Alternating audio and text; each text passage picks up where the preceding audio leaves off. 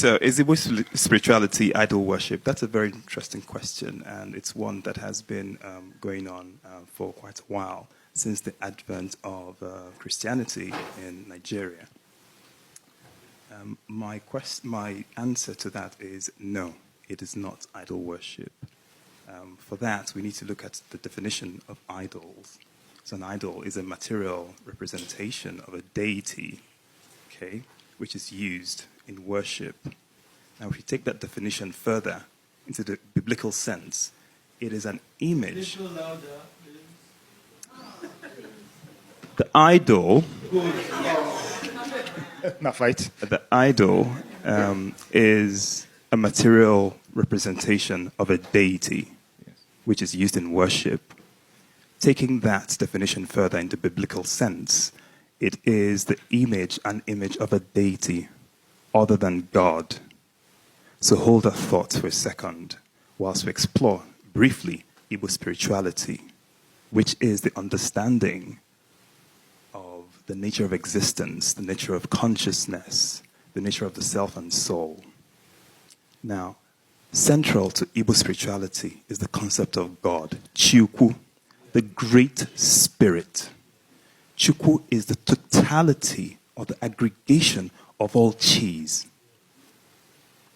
Chi, all elements, all objects, everything in creation has a chi. I have a chi. He has a chi. Everyone in this audience has a chi. It is part and parcel of God. The inanimate objects as well.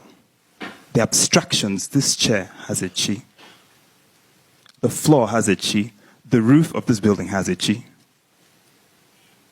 Even abstract concepts have a chi, which means that nothing, absolutely nothing, can exist outside of God, Chukwu.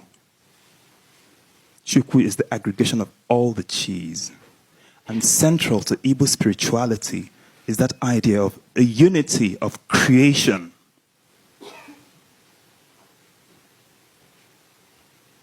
Now let's explore a little bit what we see when someone is worshiping an idol.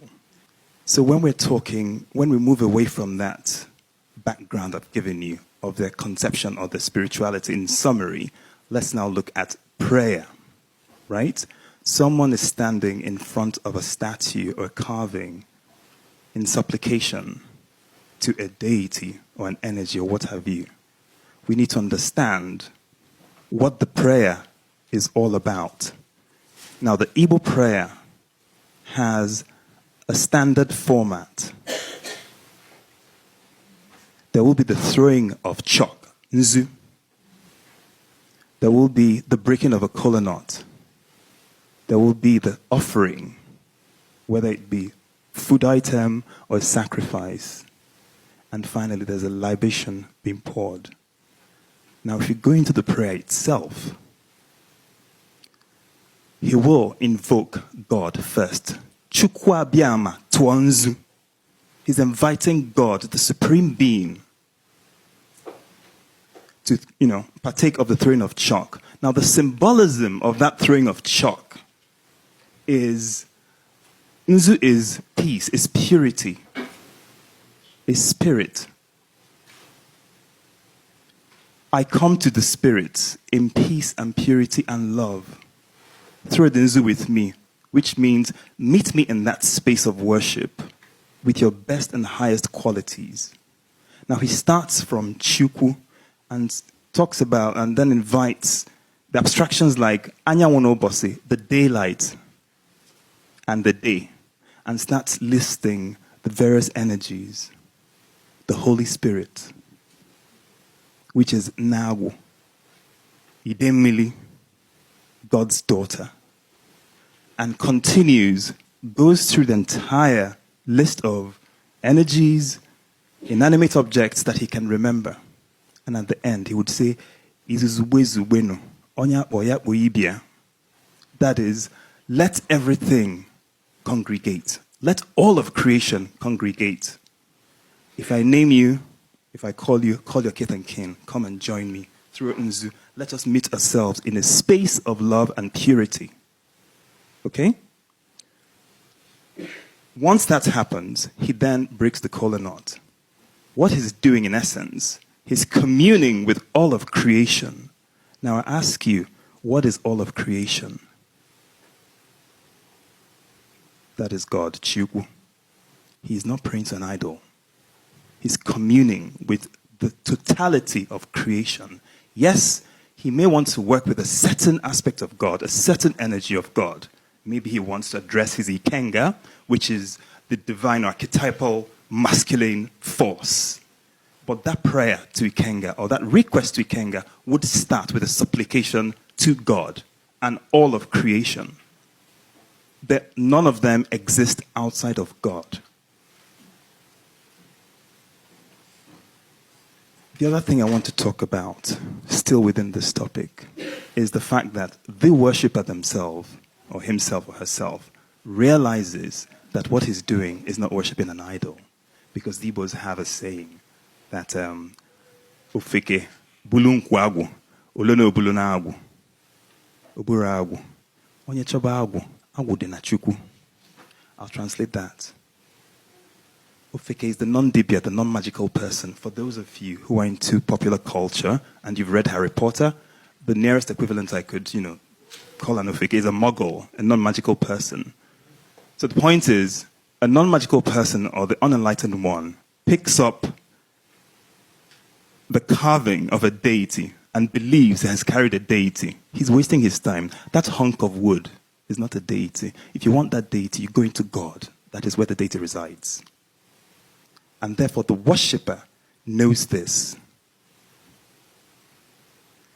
In this manner, you understand that they're not worshiping idols. They know that they're not worshiping an idol. Right? Now, with the advent of colonialism and the early missionaries, they can be forgiven for believing that what they're seeing is idol worship. Because they didn't have access to the knowledge of what was going on. You can observe someone praying at their shrine, praying in front of their grove.